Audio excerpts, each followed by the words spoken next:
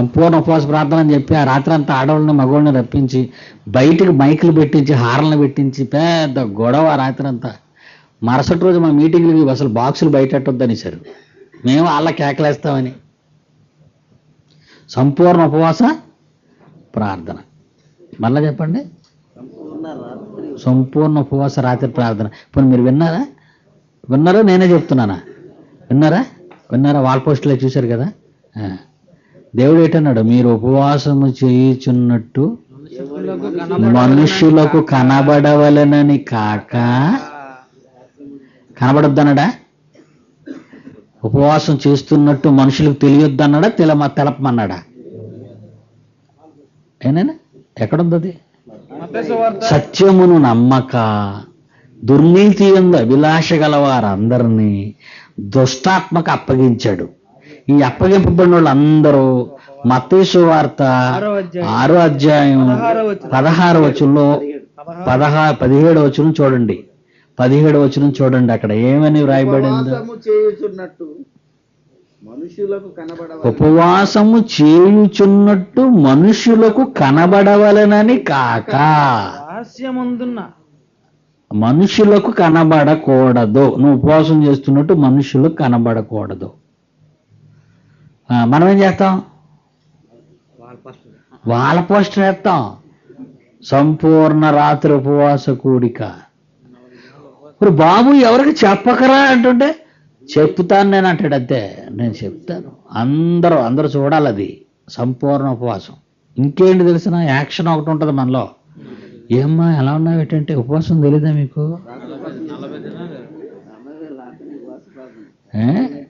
ముఖం అది మాడిచేసి నీరసంగా ఇది మరీ పూజ, వాళ్ళు అడగాలని పూజ పెడతాడు. పూజ పెట్టి ఏటి బ్రదర్ బాగా వీక్ అయిపోయారంటే 40 రోజుల ఉపవాసం తెలీదా మీకు? లెంట్ డేస్ ఉపవాసాలు. ఎందుకు చేస్తున్నారు ఉపవాసాలు? ఉపవాస ప్రార్థన అసలు ఎందుకు 40 రోజులు ఎందుకు చేస్తున్నారు? యేసుప్రభు చచ్చిపోతున్నాడు అని. ఎందుకు? శ్రమ దినాలు కదండి. అవునా? పాపం యేసుప్రభు చంపేశారు, కొట్టారు, గొడవలు అంతా చేశారు, శిలువ మోయించారు. ఆయన ఏమన్నాడు? నా గురించి ఆడకండి బాబోయ్ అని ఆయన అంటుంటే మేము ఇలాగ తరతరాలు ఏడుచుకొని కూర్చుంటాం, నీ దిక్కున్నోడితో చెప్పుకో అంటారు. ప్రతి సంవత్సరం మేము 40 రోజులు ఏడుపుతాం. నువ్వు వద్దన్నావు కనుక మేము ఏడుపుతాం. అంతే, నువ్వు వద్దన్నావు మేము ఏడుస్తాం. అంతే కదండి. మీకు ఎలా ఉందండి? ఎంత విచిత్రంగా ఉంది. ఎలా తయారు చేసేసాడండి వీళ్ళని.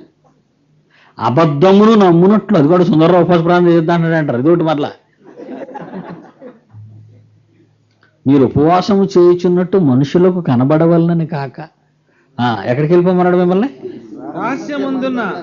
నీ తండ్రికే కనబడవలను. మీ తండ్రికి కనబడాలి. మీ తండ్రికి కనబడాలి. వాల్ పోస్టర్ అంటించుకో, మీ తండ్రికి కనబడాలి. బ్యానర్ వేయకు, నీ తండ్రికి కనబడాలా. నువ్వు ఉపవాసం చేసేటప్పుడు నీ తల అంటుకో, నీ మొంగొడుకో. అప్పుడు రహస్యమందు చూచుచున్న నీ తండ్రి నీకు ప్రతిఫలం ఇస్తాడు. రహస్యం లోపలికి వెళ్ళిపో, గదిలోకి వెళ్ళిపో, తలుపులు వేసుకో, ప్రార్థన చేయి. ఎంత క్లియర్గా ఉందండి. మోసము చేయు శక్తిని దేవుడు వారికి పంపుచున్నాడు. మోసము చేయు శక్తిని. నెలకొక రోజు కొంతమంది ఉపవాసాలు కొన్ని సిటీల్లో పని కట్టుకొని, ఎంత భయంకరం అండి ఇది. వారానికి ఒకరోజు మళ్ళా శుక్రవారం ఉపవాస ప్రార్థనలో. ఎందుకండి పబ్లిసిటీ? దేవుడు చేయమని చెప్పాడండి. రహస్యంగా చేయరంటే పబ్లిక్ అంటాడు. అంతే. నువ్వు అవునంటే నువ్వు కాదండి. దెయ్యం గుణం ఏంటిదండి? పండు తినవద్దు అన్నాడు, తేను అన్నాడు. అంతే. ఉపవాసం సీక్రెట్ అన్నాడు, లేదు ఓపెన్ అన్నాడు. అంతే. తెలిసిపోతుంది మనకు ఈజీగా. వాడి చిన్నులు మనకు తెలిసిపోతున్నాయి. ఎందుకు? బైబుల్ బైబుల్ బైబుల్ బైబుల్ అండి. బైబుల్ చదువుతుంటే తెలిసిపోతుంది వాడి చిన్నులన్నీ తెలిసిపోతుంది. బాగు చేశాడు చాలామందిని యేసుప్రభు. గుర్తుందా మీకు? బాగు చేశాడా? చాలామందిని బాగు చేశాడా? కొందరినే బాగు చేశాడా? అందరినీ బాగు చేశాడా? కొందరినా అందరినా? అందరినా? మన భక్తులు కొందరినా అందరినా? మన భక్తులు స్వస్థత ప్రార్థనలో కొందరినా అందరినా? కొందరిని. యేసుప్రభు బాగు చేసినప్పుడు కొందరినా అందరినా? అందరిని. తేడా కనబడిపోతుంది మీకు, తేడా కనబడిపోతుంది. అందరూ బాగుపడరు. మత్తయి సువార్త 12:16. ఎందుకంటే వాడి రాక అబద్ధ విషయమైన సమస్త బలముతోను మోసముతోను, అక్కడ ఆ డెఫినేషన్స్ మీకు చెప్తున్నాను. పరిశుద్ధాత్మ దేవుని ముసుగులో వీళ్ళు చేస్తున్నటువంటి భయంకరమైన కృత్యాలు. మత్తయి సువార్త 12:16. ఆయన వారినందరినీ స్వస్థపరచి తన్ను ప్రసిద్ధి చేయవద్దని బాబు ఎవరికి చెప్పకండి నాయన అన్నాడు. అది వారికి ఆజ్ఞాపించాడట. మళ్ళా పర్లేదులే చెప్పొద్దంటే వాళ్ళు చెప్తారులే అని చెప్పలేదు. అర్థమైందా? నన్ను హెచ్చించుకోకూడదు, ఆజ్ఞాపించాడట. అదిగో నన్ను ప్రసిద్ధి చేయకండి. ఎందుకండి? బాగు చేసినోడు చెప్పొద్దని ఎందుకు అంటున్నాడండి? ఆలోచించారా మీరు? బాగు చేసిన ఆయన నన్ను ప్రసిద్ధి చేయొద్దు అంటున్నాడు. నన్ను ప్రజల మధ్య చెప్పకండి, పబ్లిసిటీ ఇవ్వకండి అన్నాడు. ఎందుకు? ఇక వీళ్ళు 24 గంటలు అందరూ బాగు చేయించుకోవడానికి వస్తారు, వాక్యం వినడానికి రారు వీళ్ళు. ఇంక రోగులతోనే నిండిపోతాడు 24 గంటలు. ఆయన వాక్యం ఇంకెప్పుడు చెప్తాడు? ఎడతెరుగు లేకుండా రోగగ్రస్తులు వచ్చేస్తుంటారు. ఇక బైబిల్ ఏం చెప్తాడండి వాళ్ళకి? తండ్రి వాక్యం ఏం చెప్తాడు? తండ్రి మాటలు ఏం చెప్తాడు వాళ్ళకి? నన్ను ప్రసిద్ధి చేయవద్దని ఆజ్ఞాపించాడు. అసలు చెప్పకండి, మీరు అసలు చెప్పకూడదు నా గురించి అంటున్నాడు అంతే. ఆయన వాక్యం చెప్పండి. తర్వాత మాట ఇంకోటి చదువుతారా? పోనీ ఇంకొక వాక్యం చదువుతారా? 8వ అధ్యాయం మత్తయి సువార్తలో 4వ వచనం. మత్తయి సువార్త 8వ అధ్యాయం 4వ వచనంలో, మత్తయి సువార్త 8వ అధ్యాయం 4వ వచనం. అప్పుడు యేసు ఎవరితోనూ ఏమీ చెప్పకు సుమి. కుష్ఠరోగిని బాగు చేసిన తర్వాత ఏమంటున్నాడమ్మా? ఎవరితోని ఏమీ చెప్పకు. ఇంకా మార్కు 5వ అధ్యాయం 4వ వచనం. మార్కు 5వ అధ్యాయం 43. మార్కు సువార్త 5వ అధ్యాయం 43. జరిగినది ఎవనికి తెలియకూడదని ఆయన వారికి గట్టిగా ఆజ్ఞాపించెను. గట్టిగా అసలు చెప్పొద్దు మీరు అంటున్నాడు. ఎవరితోని చెప్పకండి. ఇంక వీళ్ళు వచ్చి పడిపోతారు నా మీద బాగు చేయమని. అంతే, బాగు చేయించుకోవడానికి వస్తారు. ఇంకెందుకు రారు వాళ్ళు? ఎందుకంటే డాక్టర్ దగ్గరికి వెళ్తే కన్సల్టింగ్ ఫీజు 100 రూపీస్, ఈయనైతే ఫ్రీ. మార్కు సువార్త 3:12. మార్కు సువార్త 3:12. తన్ను ప్రసిద్ధి చేయవద్దని వారికి ఖండితముగా ఆజ్ఞాపించాడు. అసలు చెప్పకండి బాగు చేసిన తర్వాత అంటున్నాడు. బాగు చేశాక చెప్పకండి బాబు, ఎవరికి చెప్పకండి, ప్రసిద్ధి చేయకండి అని ఆయన అంటే వీళ్ళేమంటున్నారు? ఇలా దేవునికి స్తోత్రం, స్టేజ్ మీద నాడు అట్టించి ఇట్టించాడు, నాడు మైక్ ఇచ్చే మైక్ ఎట్టుకుంటాడు. ఇలాగా చెప్పు అంటాడు. దేవుడు నన్ను బాగు చేశాడు అని సాక్షి ఇచ్చేస్తాడు. హల్లెలూయా అంటారు అందరూ. హల్లెలూయా, అబ్బా దేవుని అద్భుత కార్యాలు జరిగిపోతున్నాయి, చెప్పు గట్టిగా చెప్పమంటాడు. కొన్ని పత్రికలు ఉన్నాయిలేండి, కొన్ని మ్యాగజైన్స్ చూడండి, అందరూ సాక్ష్యాలు ఇస్తున్నారు, ఫోటోలే. వాళ్ళ రోగాలు పోతున్నట్టు, వాళ్ళ జబ్బులు పోయినట్టు, మైకులు పట్టుకొని చెప్తున్నట్టు. అలా చెప్పొచ్చండి? చెప్పొద్దు అని ఆయనంటే చెప్పండి రా అని వీళ్ళు అంటున్నారు.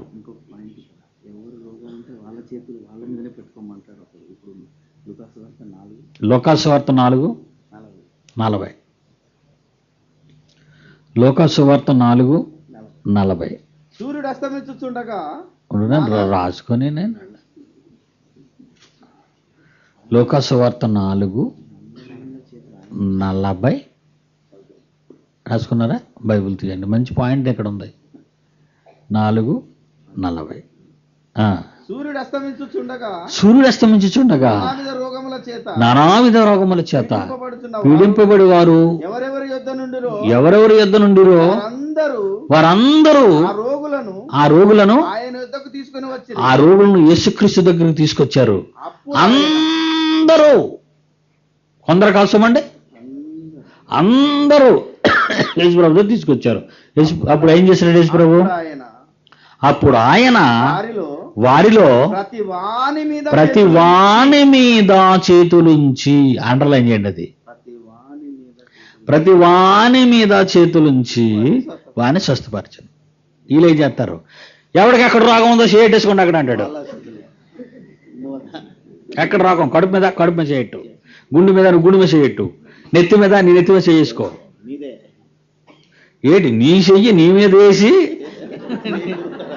ఆయన చెయ్యి ఏమో వాళ్ళ మీద వేస్తే మన మీద వేస్తే వీడేమో మీ చేతులు మీరే వేసుకోండి అన్నాడు. మరి అది వీడి దగ్గరికే రావాలేటి, ఆ చేతులు మన ఇంటి దగ్గర వేసుకోలేము. బఫున్ గల్లాగా అయిపోయారు కదండి వీళ్ళంతా. వాళ్ళు బఫూన్లు అలాగ ఉంటండి, వెళ్ళినోడు 1000 మంది, వీళ్ళొక పెద్ద సర్కస్ బఫూన్లు. వీళ్ళకి బుద్ధి లేదండి. చెయ్యి వేసుకోమన్నాడు, నెత్తి మీద చేతులు వేసుకొని నిలబడతారు ఇలాగా. కడుపు మీద చెయ్యి వేసుకుంటారు ఒకడు, నడుము మీద చెయ్యి వేసుకుంటాడు ఒకడు. ఎందుకంటే వేసుకోమన్నాడు చెయ్య. అబద్ధమును నమ్మునట్లు మోసము చేయు శక్తిని దేవుడు వారికి పంపుచున్నాడు. చూసారా ఏంటి, బైబిల్లో నేనేం రాసుకొచ్చానండి లేకపోతే ముందు నుంచి ఉన్నాయంటారు ఈ మాటలు.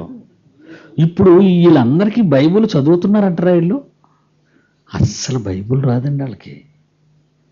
స్టేజ్ ఎక్కగానే ఏడవటం, కన్నీటితో ఏడటం, ఈ స్వస్థతల గురించి 4 మాటలు చెప్పటం, ఒక చిన్న శాసపద్యం, చిన్న పాట, కవాలి టైప్లో పాఠం, స్టేజ్ మీద ఇటు నుంచి అటు, అటు నుంచి ఇటు, ఇటు నుంచి అటు, బుర్ర తిరుగునోళ్ళ తిరుగుతుంటాడు అటు ఇటు, ఒక దగ్గర నిలబడ్డు కూర్చోడు. చూసారు ఎలా తయారైపోయారు చూసారని. మనమేమనుకుంటాం వెండి తెరను చూసినట్టు ఫీల్ అవుతాం మనం. అబ్బాబ్బా ఏం తిరుగుతున్నాడండి ఈయనని. ఉద్యమం దేనికి వచ్చింది? ఒంటికే ఆత్మకే. ఉద్యమం ఒంటికి వచ్చిందా ఆత్మకు వచ్చిందా? ఏనైనా పరిశుద్ధాత్మ దేవుని ముసుగులో భ్రష్టుడు. పరిశుద్ధాత్మ దేవుని ముసుగులో భ్రష్టాత్మ ఎలా పనిచేస్తుందో చూడండి.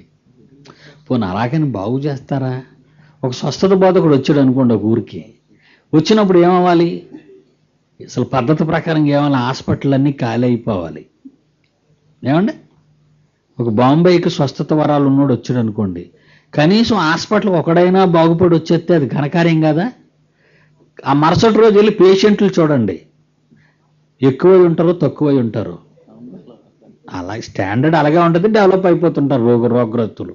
ఏం బోధకుడు వచ్చిన తర్వాత మరి ఎలా ఉండాలా? ఇప్పుడు గంటల్లారీలు వచ్చి వెళ్ళిపోయిన తర్వాత ఇల్లులో ఆరిపోవాలా, తగలబడుతుండాలా? ఇప్పుడు గంటల్లారీలు వస్తాయండి గంట కొట్టుకొని, ఫైర్ ఇంజిన్స్ అంటారు. అవి వచ్చిన తర్వాత ఇల్లులు అవి వచ్చి వెళ్ళిపోయాయి అనుకోండి, ఇంకా మండుతున్నాయి అనుకోండి, ఎందుకు వచ్చినట్టు అయ్యి. ఒక స్వస్థత బోధకుడు వరాలు ఉన్నోడు వచ్చాడు అంటే రోగగ్రస్తులు అందరూ ఆనందంతో లేచి గంతులు వేస్తుండాలి. అప్పుడు మనం కూడా ఎంతో సంతోషించేస్తాం. అబ్బా బోధకుడు వచ్చాడు, స్వస్థత బోధకుడు వచ్చాడు, గొప్ప సంగతి జరిగిపోయిందని సంతోషిస్తాం. అంతే. మెడికల్ కాలేజీలు మూసేయాలి, మెడికల్ షాపులు మూసేయాలి, ఆసుపత్రులు మూసేయాలి. అందుకే అడిగారు వాళ్ళు, స్వస్థతలో క్రైస్తవుల వలనైతే మిషనరీ ఆసుపత్రులు ఎందుకు? మళ్ళీ హాస్పిటల్ అన్నీ మనవే, రోగాలన్నీ మనవే, వరాలన్నీ మనవే. పరిశుద్ధాత్మ దేవుడు, పరిశుద్ధాత్మ దేవుడు, పరిశుద్ధాత్మ దేవుడు అర్థం కాక ఈ సమాజానికి దారుణంగా దెబ్బతీస్తున్నారు. దీనికి సరైనటువంటి అవగాహన అతని మీద వీళ్ళకి లేకపోవటం వలన. Very good. ఇప్పుడు యేసుక్రీస్తు మాట్లాడుకుందాం. పరిశుద్ధాత్మ దేవుడు యోహాను ప్రవచించినట్లుగా, నా వెనక వచ్చేవాడు మీకు పరిశుద్ధాత్మలోను అగ్నిలోను బాప్తిసం ఇస్తాడు అని ఆ ప్రవచనం.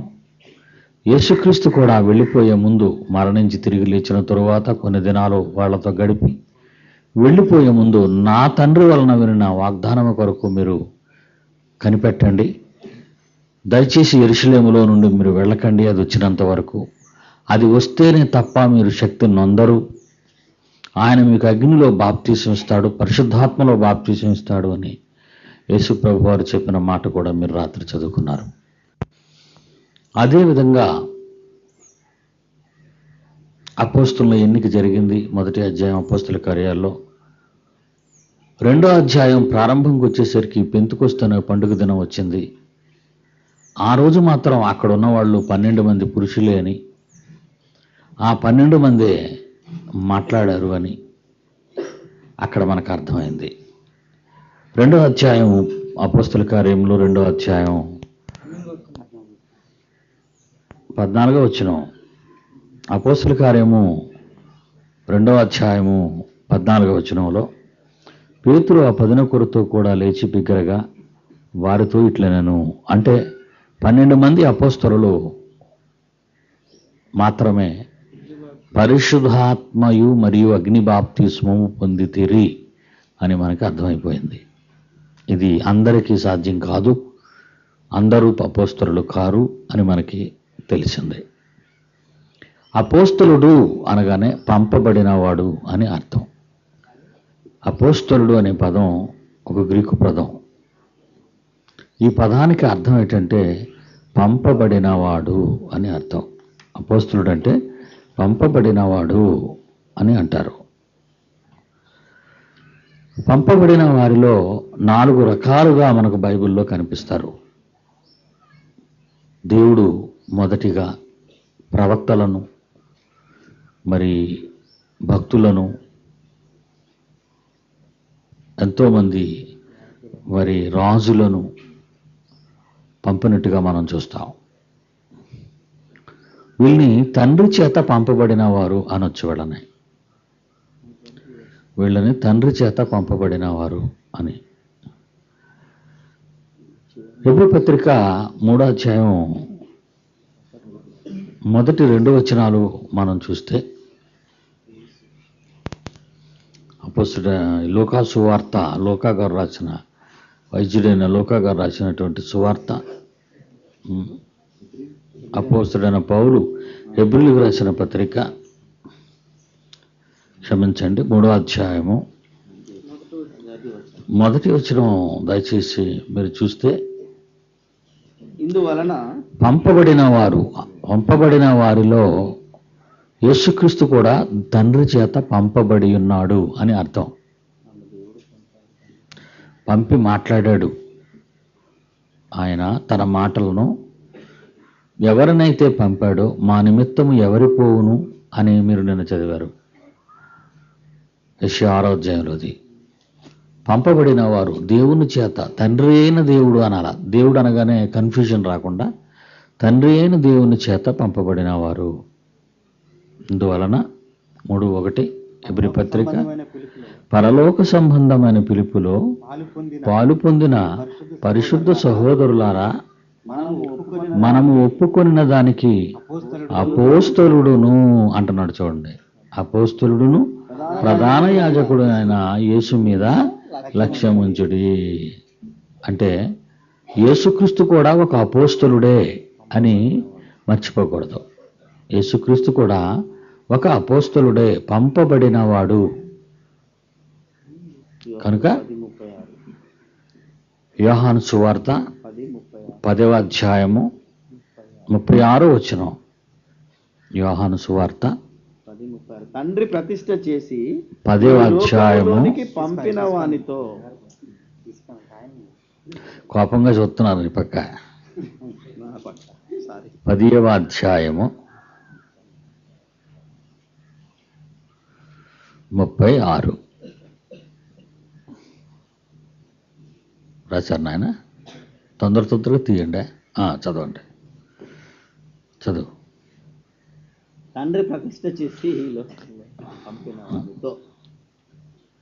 యోహాను సువార్త 10వ అధ్యాయము, తండ్రి ప్రతిష్ఠ చేసి ఈ లోకమునకు పంపిన వానితో నీవు దేవదూషణ చేయుచున్నావని చెప్పితురా. పంపబడిన వాడు యేసుక్రీస్తు తండ్రి ప్రతిష్ఠించి పంపించాడు అంటున్నాడు. చూడండి, పంపబడినవాడు. అపోస్తలుడు అనగానే పంపబడినవాడు అని అర్థం.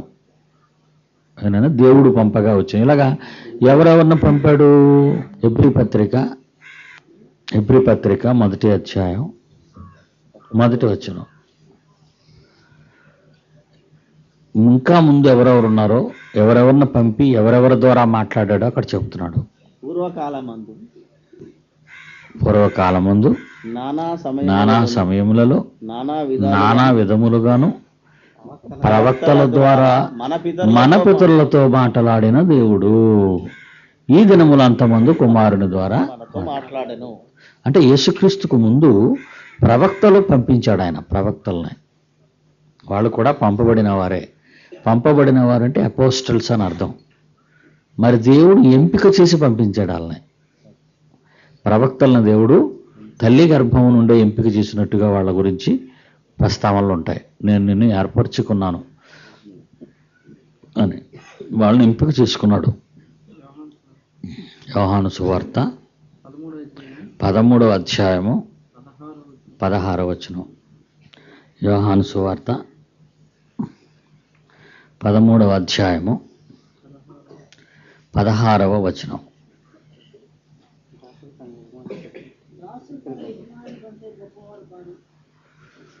దాసుడు తన యజమాని కంటే గొప్పవాడు కాదు, పంపబడినవాడు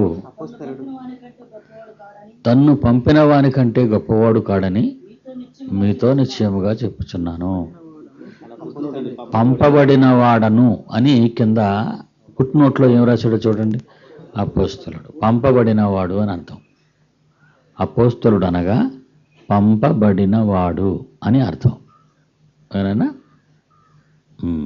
వీళ్ళంతా తండ్రి చేత పంపబడినవారు. రెండో భాగం యేసు చేత పంపబడినవారు. యేసు చేత పంపబడినవారు. యోహాను సువార్త, యోహాను కాదు, మత్తయి సువార్త 10వ అధ్యాయము, మత్తయి సువార్త 10వ అధ్యాయము, మత్తయి సువార్త 10వ అధ్యాయము 5వ వచనం. రెండవ వచనం నుండి చూద్దాం. 2వ వచనం నుండి చూద్దాం 5వ వచనం వరకు. మత్తయి సువార్త 10వ అధ్యాయం 2వ వచనం నుండి చూద్దాం. 2 నుంచి 5 వరకు రాయండి. ఆ 12 మంది అపోస్తలుల పేర్లు ఏమనగా, మొదట పేతురు అనబడిన సీమోను, అతని సహోదరుడు ఆంద్రేయ, జెబెదయి కుమారుడు యాకోబు, అతని సహోదరుడు యోహాను, ఫిలిప్పు, బర్తలోమయి, తోమ, మత్తయి, అల్ఫయి కుమారుడు యాకోబు, తద్దైన మారు పేరు గల లెబ్బయి, కనానీయుడైన సీమోను, అప్పగించిన ఇస్కరియోతు యూదా. యేసు ఆ 12 మందిని పంపుచు అంటాడు, పంపబడిన వారు అని. అదేవిధంగా లూకా 10:1-2 వచనాలు. లూకా 10:1-2 వచనాలు. అదే మాటలు. లూకా 10:1-2 వచనాలు.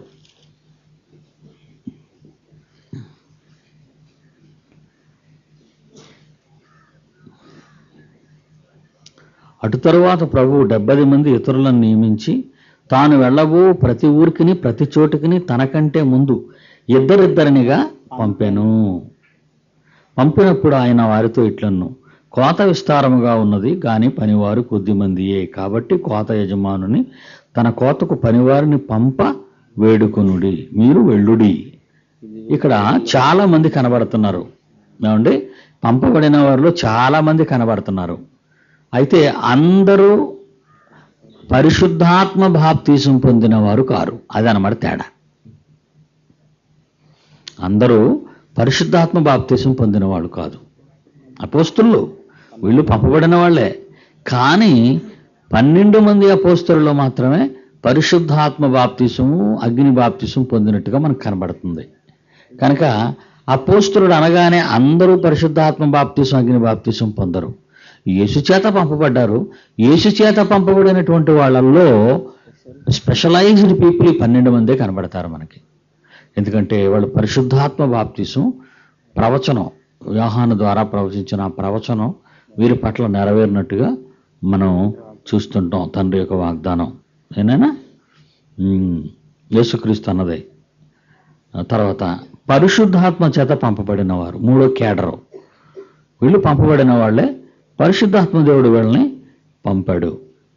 అపోస్తల కార్యాలు 13వ అధ్యాయము 4వ వచనం. అపోస్తల కార్యములు 13వ అధ్యాయము 2, 3, 4.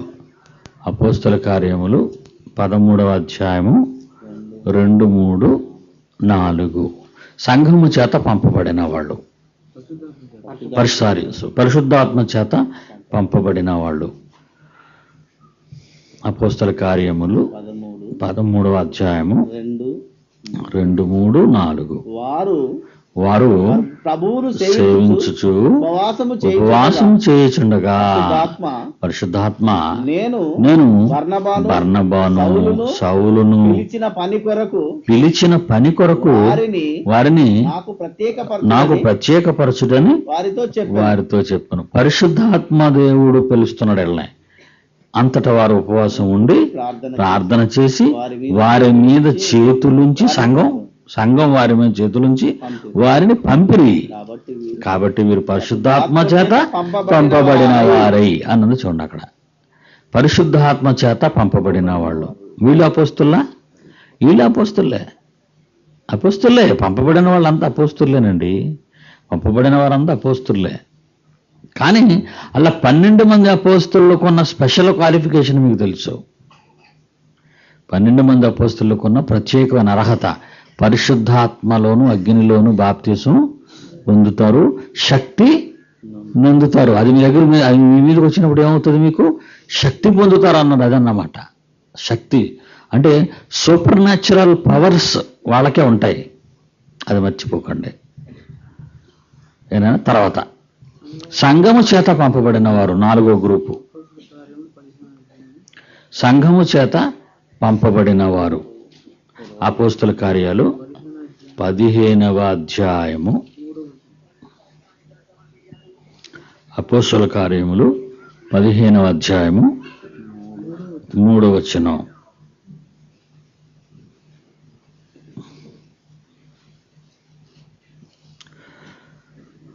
పరిశుద్ధాత్మ చేత పంపబడినటువంటి వేళని పౌలు బర్నబాలను తిరిగి మళ్ళీ సంఘం ఇంకొక దగ్గరికి పంపిస్తున్నట్టుగా మనకు కనబడుతుంది. అంటే పరిశుద్ధాత్మ దేవుని చేత ఏర్పరచబడి పంపబడిన వారుగా ఉన్నారు వీళ్ళు. మళ్ళా సంఘము చేత కూడా పంపబడిన వారుగా మనకు వీళ్ళు కనబడుతున్నారు. సంఘము చేత పంపబడిన వారు 3 నుంచి. కాబట్టి వారు సంఘము వలన సాగనంపబడి అంటున్నాడు చూడండి. సంఘపు వలన సాగనంపబడి. ఈ సంఘము వలన యెరూషలేమునకు పంపబడినటువంటి వీళ్ళని 4వ వచనంలో వారు యెరూషలేమునకు రాగా, ఎవరెవరు? పౌలు బర్నబా. వారు యెరూషలేమునకు రాగా సంఘపు వారును అపోస్తులను పెద్దలను వారిని చేర్చుకొనిరి. మళ్ళీ అక్కడ మరి 12 మంది అపోస్తులు ఉన్నారు కదా, వాళ్ళు వీళ్ళని చేర్చుకున్నారు.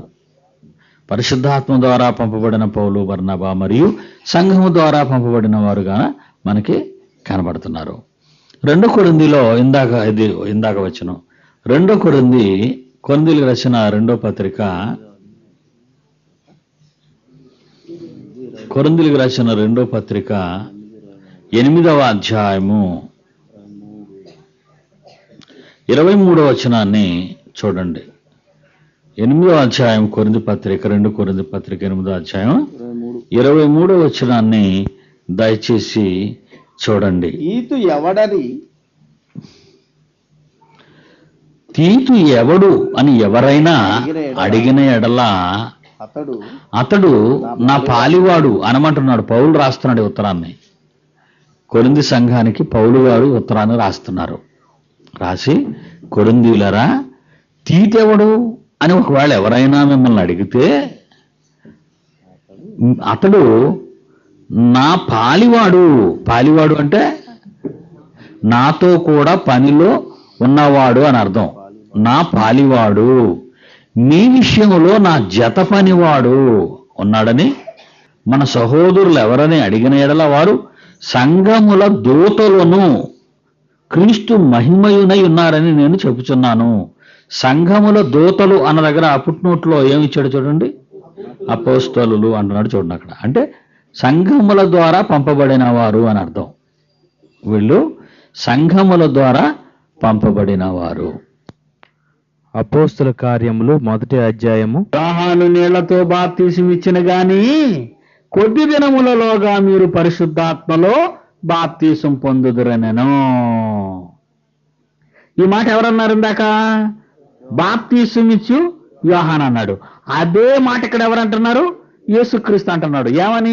మీరు పరిశుద్ధాత్మలో బాప్తీసం పొందుతారు, అంతవరకు మీరు తొందరపడి బయటకు వెళ్ళకండి, యెరూషలేములోనే ఉండండి అన్నాడు. అంటే పరిశుద్ధాత్మ కొరకు కనిపెట్టండి,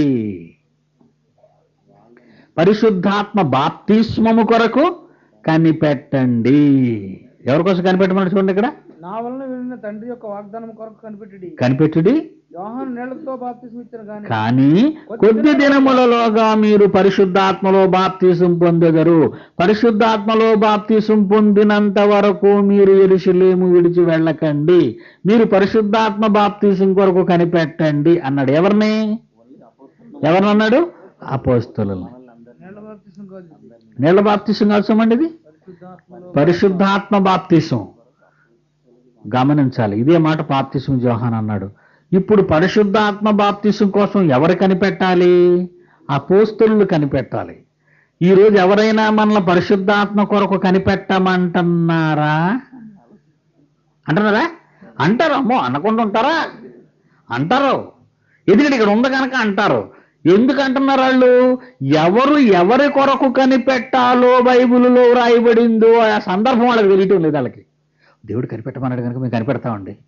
కనిపెడతారు. ఇక్కడ ఒక అమ్మాయి ఉందండి, మాతో పాటు వచ్చింది, కూర్చుంది. ఆ పిల్ల పేరు షేబ. నిలబడమ్మా. ఉందండి, అదిగోండి చూడండి వెనకట్లా. ఈ అమ్మాయిని ఒక గదిలో పెట్టి కనిపెట్టమని చెప్పారండి, అంతేనండి. కూర్చోమ్మా. ఇలా కనిపెడుతుంది కానీ ఏ రోజు ఏమి కనబడటం లేదు, రావటం లేదు. అమ్మా నువ్వు విశ్వాసం బాగలేదమ్మా నీదన్న. చివరికి రాకపోతే ఏమంటారు? నీ విశ్వాసం బాగలేదనో, నీకు రావటం లేదనో, నీకు ఏకాగ్రత లేదనో, నీకు భక్తి లేదనో, పాపాత్మురాలేమో అని అలా కూడా అంటారు వీళ్ళు. పాపాత్ములు మీరు, అందుకే మీకు అసలు ఏం రావటం లేదు. ఈ బాధ బాధలకు వచ్చిందంటే బాలే. ఈ బాధలు వెళ్తా అనిపించుకోవడం. ఏమండి ఈ బాధలు అనిపించుకోవడం? వచ్చేసింది హల్లెలూయా ప్రైజ్ లాడ్ అంటే ఇదేంటాడు, పక్కన వచ్చిందో లేదు ఇడికి తెలియదు. నేను అన్నాను కనుక వచ్చేసింది హల్లెలూయా అంటాడు అంతే. వాడికి అసలు తెలియదు వచ్చిందో లేదో. ఈడి బాధపడలేక వచ్చిందని నేను అంటాను. నాకు వచ్చేసిందని పెద్ద లిస్టులో నన్ను చేర్చేశాడు. ఇప్పుడు ఆ అమ్మాయి ఆ దరిద్రం వదిలిపోయిందిరా బాబు, ఆ గదిలో పెట్టి చంపేస్తున్నాడు నన్ను. కనిపెట్టండి.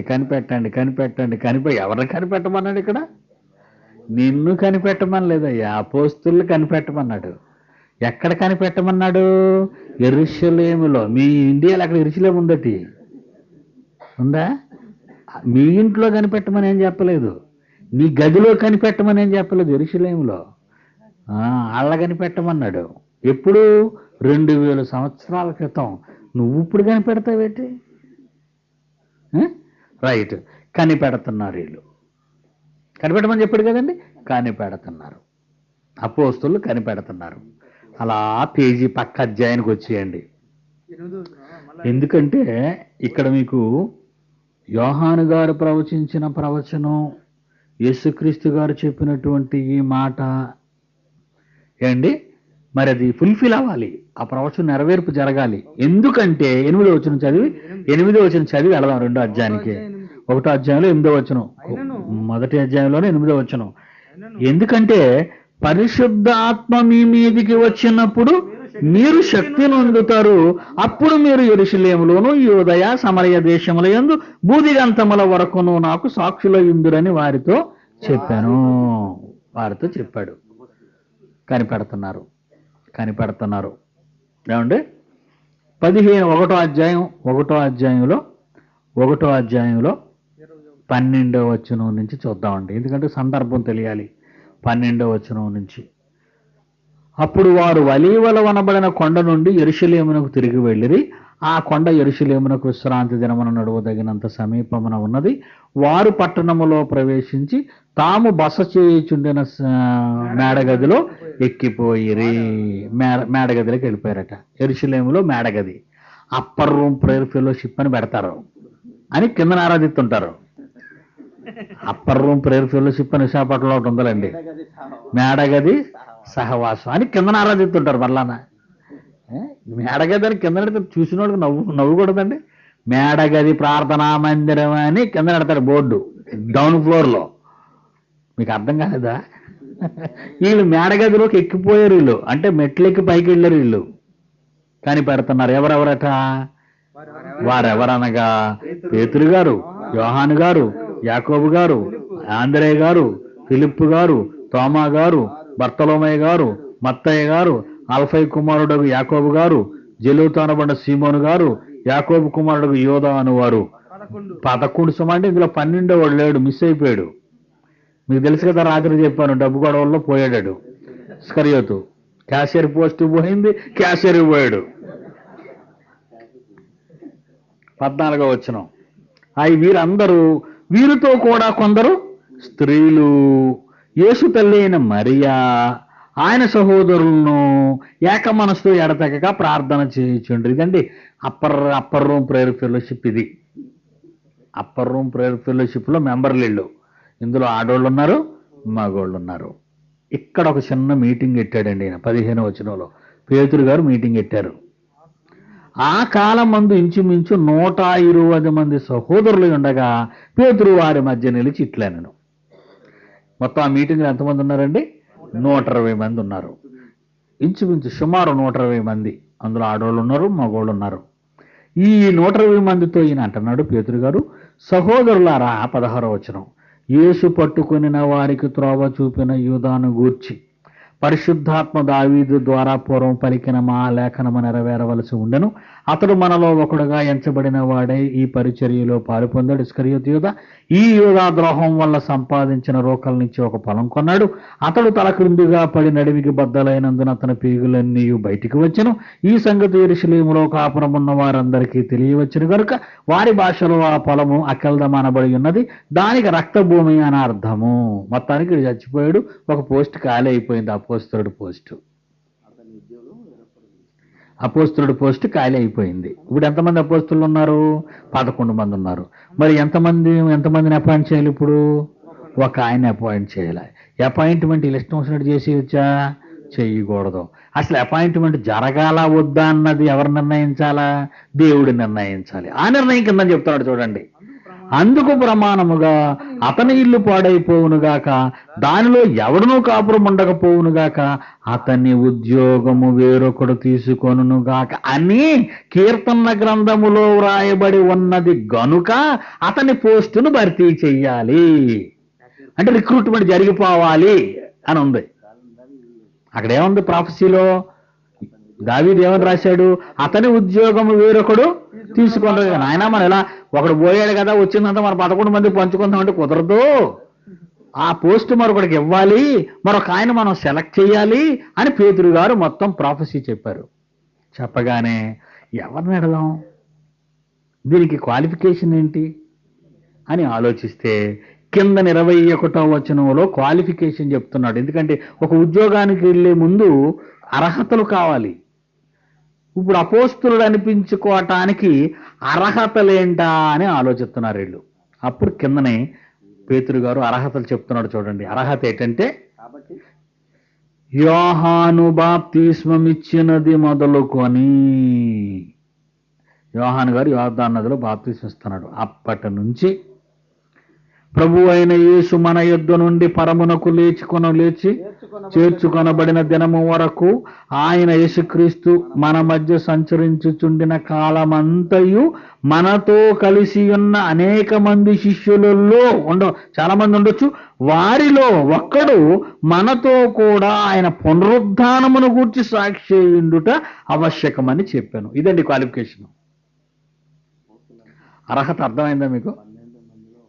అర్హత యోహాను బాప్తిస్మం ఇచ్చినది మొదలుకొని యేసుప్రభు పరమునకు వెళ్ళిపోయినంత వరకు, మరి ఈ 3.5 సంవత్సరాలు యేసుప్రభుతో కూడా ఉండి చనిపోయిన యేసుక్రీస్తు సమాధిలో నుంచి తిరిగి లేచాడు అన్నది కూడా ఈ కళ్ళారా చూసిన వాడే సాక్షి ఉన్నవాళ్ళు ఒకడు కావాలి అనగానే ఈ పోస్ట్కి ఇద్దరు వచ్చేసారు. అపోస్తలత్వానికి ఈ అపోస్తులు అనిపించుకోవడానికి ఇద్దరు వచ్చారు ఈ వేకెన్సీకి. అర్థం ఎవరో చెప్తున్నాడు 23వ వచనంలో. అప్పుడు వారు యూస్తోను మారుపేరుగా బర్సబ్బా అనబడిన యోసేపు, మత్తీయ అని ఇద్దరు నిలవబెట్టి ఇట్లని ప్రార్థన చేశారు. ఇద్దరు అదే అర్హత కలిగిన వాళ్ళు వచ్చారు. మరి ఎలాగా 13 అయిపోతారు ఇద్దరిని వేసేసుకుంటే? ఒకరికే ఇవ్వాలి కదా ఈ పోస్టు. అప్పుడు ప్రార్థన చేస్తారు. అందరి హృదయములు ఎరుగిన ప్రభువా, తన చోటికి పోవుటకు యూదా తప్పిపోయి పోగొట్టుకున్న ఈ పరిచర్యలోను అపోస్తలత్వములోను పాలు పొందుటకు వీరిద్దరిలో నీవు ఏర్పరచుకొనిన వారిని కనుపరచుమన్నది. అంతటా వారు వీరిని గూర్చి చీట్లు వేయగా మత్తీయ పేరట చీటి వచ్చిన గనుక అతడు 11 మంది అపోస్తలులతో కూడా లెక్కింపబడెను. ఇంతకీ ఈ చీటి ఎవరి పేరున వచ్చింది? ఇంతకీ బర్సబ్బా అనబడిన యోసేపు ఏమైపోయాడు? డిస్క్వాలిఫై అయిపోయాడు. కనుక చీటి ఇతనికి వచ్చింది కనుక యూదా ఇస్కరియోతు స్థానాన్ని మత్తీయ సంపాదించాడు. అంటే 12 మంది అపోస్తలులు అయిపోయారు అక్కడికి. ఏమండి? అక్కడికి 12 మంది. ఎప్పుడైతే 12 పూర్తయిందో 2వ అధ్యాయం ప్రారంభం చూడండి. ఇక పెంతెకోస్తు పండుగ దినం వచ్చినప్పుడు వెంటనే కాదండి, సెలక్షన్ అయిపోయిన వెంటనే జరగలేదు ఇది. సెలక్షన్ అయిపోయింది, సెలెక్ట్ అయిపోయాడైనా ఎవరు మట్టుకు వాళ్ళు వెళ్ళిపోయారు. పెంతెకోస్తు పండుగ దినం వచ్చింది ఒకరోజు. ఆ పండుగ దినమున అందరూ ఒక చోట కూడి ఉండిరి. అందరూ అంటే ఎందరో తెలియదు ఇక్కడ, అంతే కదండి. అందరూ అని పదాన్ని ప్రయోగించాడంటే ఎందరో మనకు తెలీదు. అందరూ ఒక చోట కూడి ఉన్నారు. అప్పుడు వేగముగా వీచు బలమైన గాలి వంటి ఒక ధ్వని ఆకాశము నుండి అకస్మాత్తుగా వారు కూర్చుండి ఉన్న ఇల్లంతయు నిండెను. చూసారండి? ఒక భయంకరమైన గాలి వచ్చి ఆ గదంతా నిండిపోయిందట. 3వ వచనంలో అగ్ని జ్వాలల వంటి నాలుకలు విభాగింపబడినట్టుగా వారికి కనబడి వారిలో ఒక్కొక్కని మీద వ్రాలగా ఒక్కొక్కని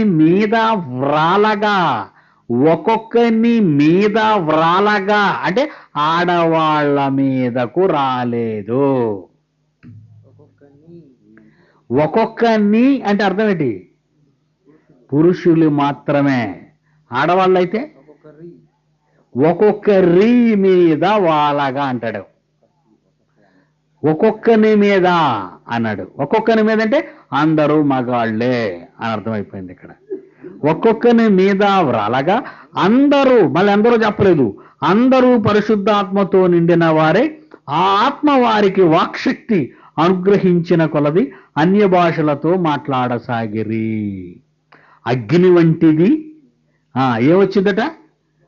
పరిశుద్ధాత్మ. అగ్ని జ్వాలల వంటి నాలుకలు విభాగింపబడినట్టుగా వారికి కనబడి వారిలో ఒక్కొక్కని మీద వ్రాలగా అందరూ పరిశుద్ధాత్మతో నిండుకొనిన వారై అంటున్నాడు. చూడండి, ఆ గది నిండా గాలి వచ్చింది, ఆ గది నిండా అగ్ని జ్వాలలు వచ్చేసాయి, ఆ గది నిండా పరిశుద్ధాత్మ వచ్చేసింది.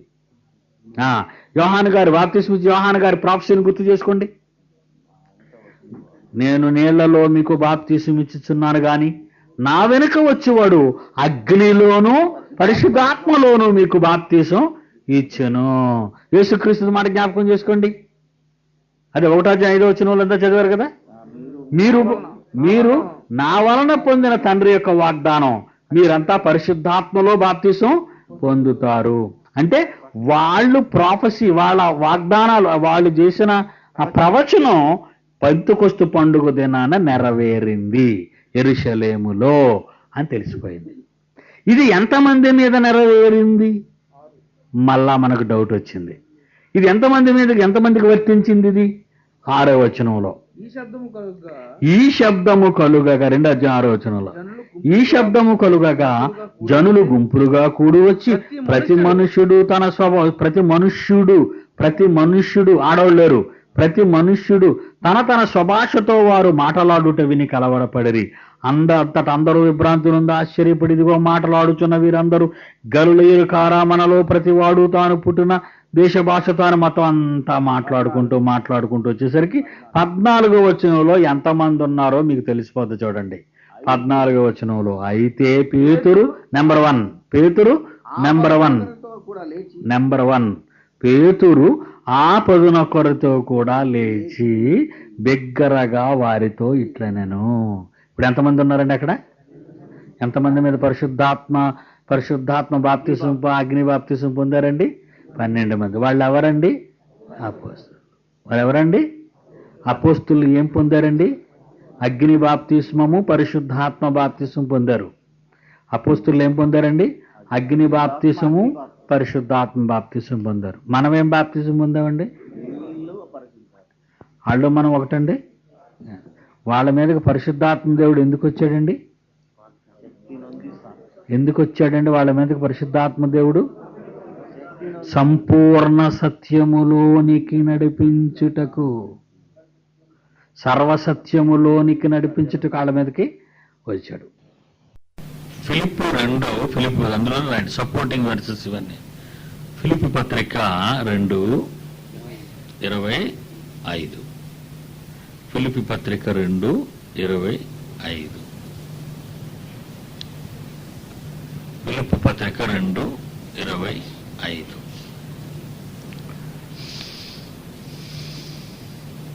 మరియు నా సహోదరుడును జత పనివాడును నాతోటి యోధుడును మీ దూత అంటున్నాడు. చూడండి అక్కడ, మీకు దూతగా పంపించాను ఇతన్ని, నా అవసరమునకు ఉపరించిన వాడు నేను ఎఫ్రోదితు మీ యొద్దకు పంపుట అగత్యమని అనుకుంటుని. ఏనైనా కనుక మనకి ఇక్కడ 4 భాగాలుగా కనబడుతున్నారు. అపోస్తలులు దేవుని చేత పంపబడిన వారు, యేసు చేత పంపబడిన వారు, పరిశుద్ధాత్మ చేత పంపబడిన వారు, సంఘము చేత పంపబడిన వారు. వీళ్ళందరినీ అపోస్తలులు అంటారు. అయితే వీళ్ళందరిలో ఒక ప్రత్యేకమైన అర్హత ఉన్నవాళ్ళుగా ఈ 12 మంది అపోస్తలులు మరి మనకు కనబడతారు. పరిశుద్ధాత్మ శక్తిని వాళ్ళు పొందినట్టుగా, పరిశుద్ధాత్మ దేవుని యొక్క మహాశక్తిని వాళ్ళు పొందినట్టుగా మనం మరి బైబిల్లో మనం చూస్తాం.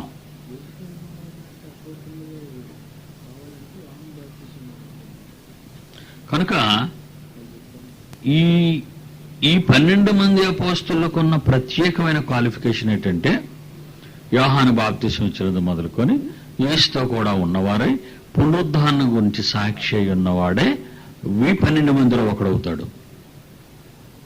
ఉంటాడు.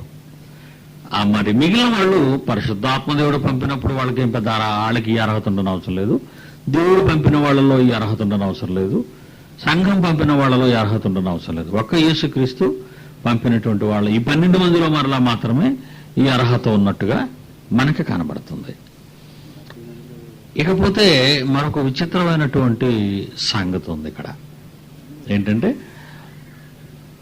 ఈ 12 మంది కాకుండా అపోస్తులుడైన పౌలుకు మాత్రం ఒక ప్రత్యేకమైనటువంటి, అంటే పౌలు అపోస్తులుడే, బర్నబా అపోస్తులుడే. గలతీ పత్రిక 2వ అధ్యాయంలో గలతీ పత్రిక 2వ అధ్యాయంలో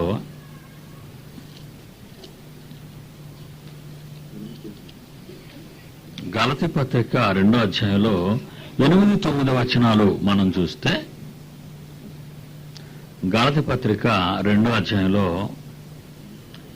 8-9 వచనాలు మనం చూస్తే, సున్నతి పొందిన వారికి అపోస్తులుడవుటకు పేతురులకు సామర్థ్యము కలుగజేసిన వాడే అన్యజనులకు అపోస్తులుడనవుటకు నాకును సామర్థ్యము కలుగజేసనని వారు గ్రహించినప్పుడు, అంటే 12 మంది అపోస్తులకు ఎలాంటి సూపర్ న్యాచురల్ పవర్స్ ఉన్నాయో, అగ్ని బాప్తిసం పొంది, బాగా వినాలి ఇక్కడ, 12 మంది అపోస్తులకి ఎలా అయితే మహాశక్తిని పొందారో అగ్ని బాప్తిసం, ఈయన అగ్ని బాప్తిసం పొందినట్టు చెప్పటం లేదు, కానీ అంత సామర్థ్యం, అంత స్టాండర్డ్, ఆ లెవెల్ దేవుడు నాకు కూడా ఇచ్చాడు అని స్పెషల్గా చెప్పుకుంటున్నాడు. చూడండి ఇక్కడ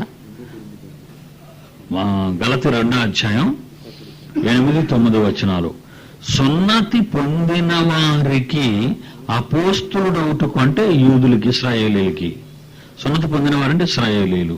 ఇశ్రాయేలీలకు అపోస్తులుడవుటకు పేతురునకు సామర్థ్యం కలుగజేసిన వాడే అన్యజనులకు అపోస్తులుడవుటకు నాకును సామర్థ్యము కలుగజేసానని వారు గ్రహించినప్పుడు, అంటే మిగిలిన అపోస్తులు 12 మంది. అంటే వాడు అనుకోవచ్చు కదా, ఇదేంటి పరిశుద్ధాత్మ అగ్ని బాప్తిసం పొందిన వాళ్ళు మేము, ఈ పౌలేటి అపోస్తులుడు అనుకో, ఆ అపోస్తులుడు అంటున్నాడు ఇతను సంఘము వలన పంపబడిన వాడు కదా, పరిశుద్ధాత్మ వల్ల పంపబడిన వాడు కదా, మరి మాలాగా యేసుతో పంపబడిన వాడు కాడు. ఎందుకంటే యేసు పునరుద్ధానాన్ని గురించి సాక్షి అయి ఉండాలా, యేసుతో కలిసి ఉండాలా. మరి ఈ 3.5 సంవత్సరాలు మాతో లేడు కదా, మాతో కలిసి ఉన్న వారిలో ఒకడు కదా అవుతాడు, ఇతను ఎలాగవుతాడు అనే ఆ తర్జన భర్జనలో ఆ మొదటి శతాబ్ద కాలంలో వచ్చాయి, అనుమానాలు వచ్చాయి. ఆ అనుమానాలు తీర్చడానికి అందులో ఎస్పెషల్ గా గలతిలో ఉన్న సంఘానికి అనుమానం ఉన్నట్టు మనకు కనబడుతుంది. కనుకనే ఉత్తరాన్ని గలతి సంఘానికే రాస్తున్నాడు. ఏమని రాస్తున్నాడు?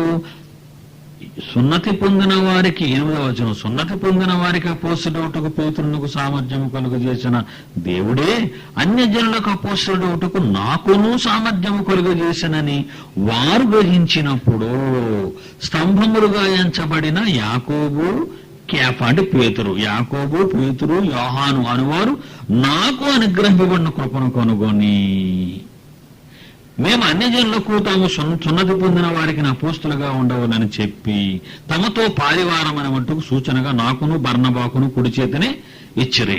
మన బర్నబా అపోస్తులుడు ఎందుకు?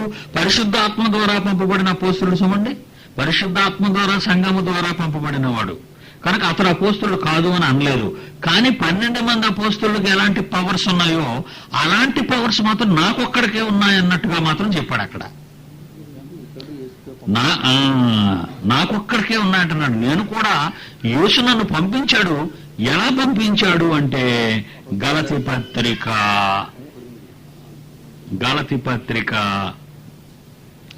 1వ అధ్యాయము 1వ వచనం. గలతి పత్రిక 1వ అధ్యాయము 1వ వచనం. గలతి పత్రిక 1వ అధ్యాయము 1వ వచనం. మనుష్యుల మూలంగానైనను ఏ మనుష్యుల వలనైనను కాక యేసుక్రీస్తు వలనను ఆయన మృతులలో నుండి లేపిన తండ్రి అయిన దేవుని వలనను అపోస్తలుడుగా నియమింపబడిన పౌలను నేను అన్నాడు. నన్ను కూడా నియమించాడు, యేసు నియమించాడు, తండ్రి నియమించాడు. నాకు లేదనుకోకండి, నాకు కూడా ఈ పవర్స్ ఇచ్చాడు అని చెబుతున్నాడు ఆయన. మీకు మిగిలిన పత్రికల్లో కూడా ఈ ప్రారంభంలో, ఆరంభ వాక్యాల్లో మాట్లాడుతుంటాడు పౌలు. అర్థమైంది కదండి. అయితే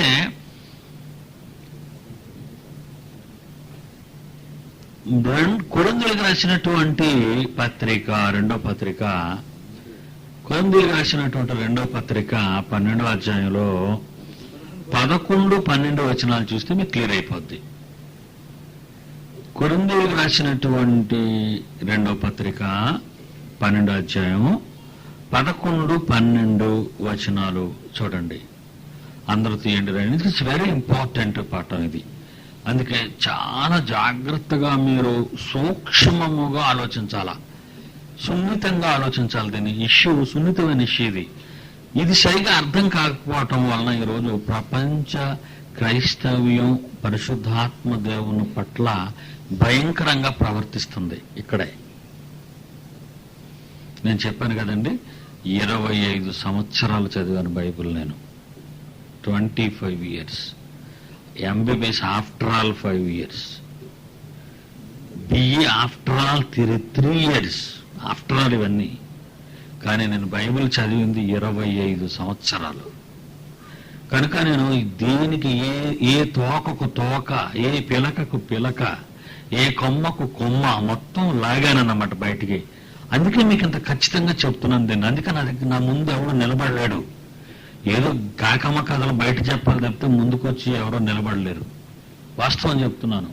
ఎందుకంటే బైబిలులో సంపూర్ణమైన అవగాహన మనకుంటే అసలు ఈ శాస్త్రవేత్త ఆఫ్టరాలే మనకి, మరి పండితుడు ఆఫ్టరాలే, జ్ఞాని ఆఫ్టరాలే, తర్కవాది ఆఫ్టరాలే, ఏనైనా పౌలు కూడా ఇదే టాపిక్ మాట్లాడతాడు. జ్ఞాని ఏమయ్యను, శాస్త్రి ఏమయ్యను, ఈ లోకపు తర్కవాది ఏమయ్యను అని ఛాలెంజ్ చేస్తాడంటే బయట జడ్చిపోయేవాడు అనమాట మాట్లాడటానికి ఆయనతోటి. ఎందుకంటే మహామేధావి, బైబిల్ అంతా బాగా పఠించేశాడు ఆయన, మహాజ్ఞానం అయిపోయాడు. ఆయనతో మాట్లాడటం అంటే యేసుప్రభుతో మాట్లాడితే ఎంత భయమో అంత భయం అన్నమాట వాళ్ళకి.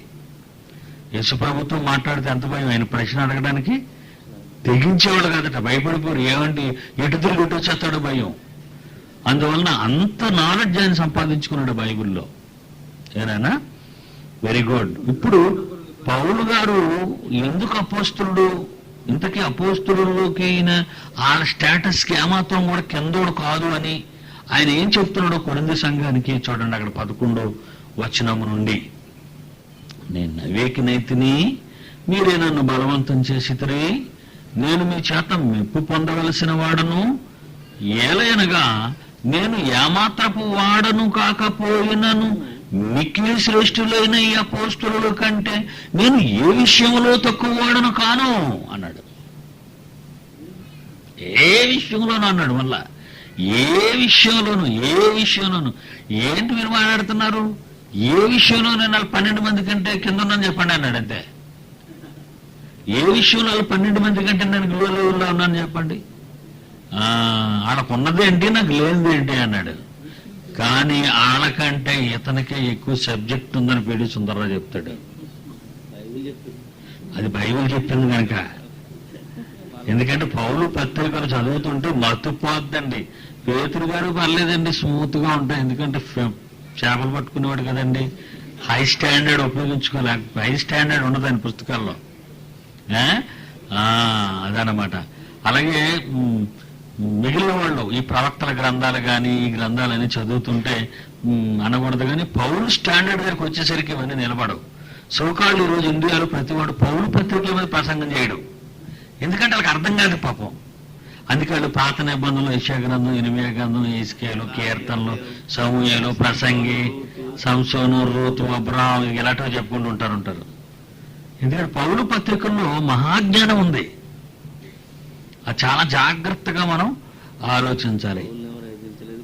ఎంత స్టాండర్డ్ ఉందని అంటున్నాడంటే ఇది మూసేయకండి. 2 పేతురు 3వ అధ్యాయంలో పేతురు గారు పౌలు పట్ల ఇచ్చిన స్టేట్మెంటు. 2 పేతురు తన సొంత పత్రికలో పేతురు గారు 2 పేతురులో 3వ అధ్యాయంలో 15-16 వచనాల్లో పౌలు గారి స్టాండర్డ్ చెప్తాడు. చూడండి పౌలు గారి స్టాండర్డ్. పౌలు గారికి ఎంత స్టాండర్డ్ ఉందో మరి పేతురు గారు ఒప్పుకున్నారు. 2 పేతురు 3వ అధ్యాయం 15వ వచనంలో 2వ మాట చూడండి. 15వ వచనంలో 2వ మాట, మన ప్రియ సహోదరుడైన